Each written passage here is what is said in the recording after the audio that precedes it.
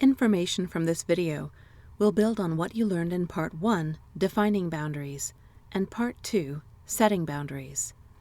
With enforcing boundaries, I will show you effective ways to assert yourself and remain consistent with your boundaries as you remind others if they continue to violate your boundaries.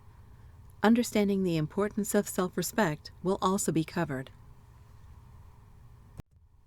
Advice in each video can help you make your boundary memorable. Consider these main points about setting boundaries, because well-set boundaries are easier to enforce. But no matter how well you set your boundary, the other person might forget, especially if they're stuck in their ways. Change can be scary and upsetting, and people generally don't change overnight. People who are insecure and thin-skinned tend to be worried about their social standing and are likely to take new instructions as a threat or an insult. If they didn't seem to mind in the first place when you were setting boundaries, it might not have seemed particularly difficult to change. But enforcing boundaries can be different because they might push back against these boundaries, feeling that by respecting you and your new boundaries, it would mean you're in charge.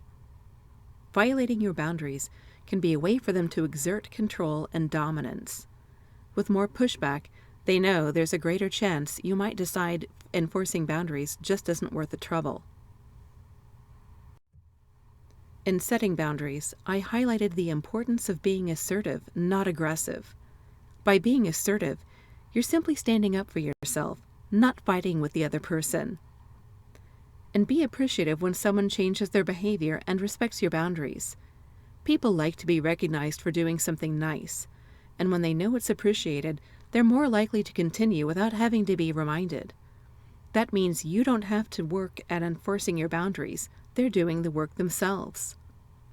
Be consistent with your boundaries. If you let other people chip away at your boundaries, it's hard to get anyone to follow them.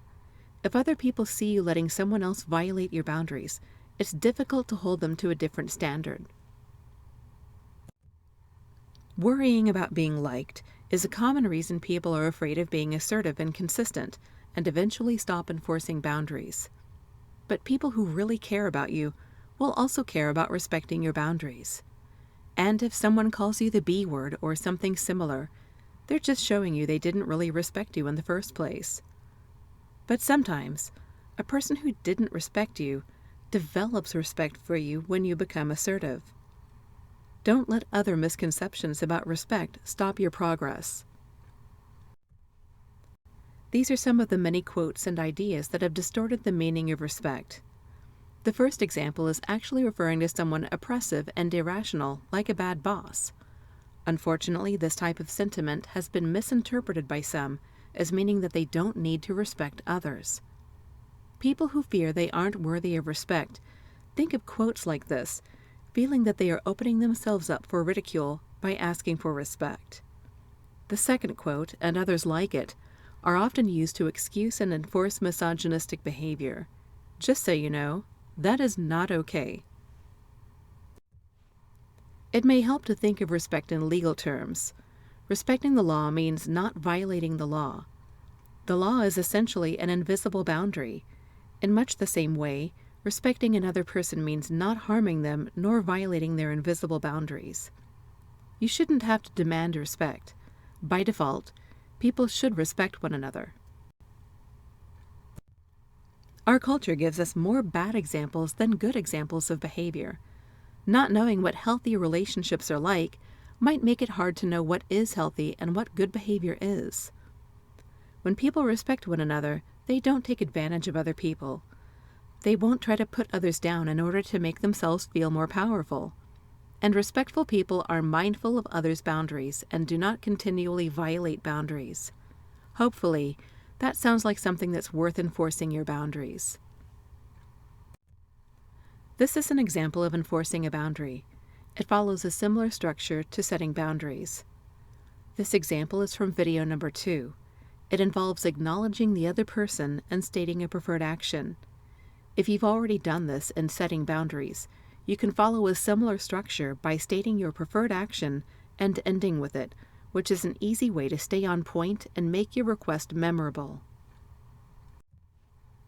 These other examples are included in the related blog post. You'll find a link in the description box.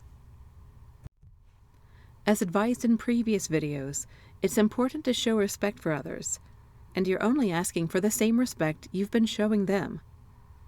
Keeping the conversation positive yields better results.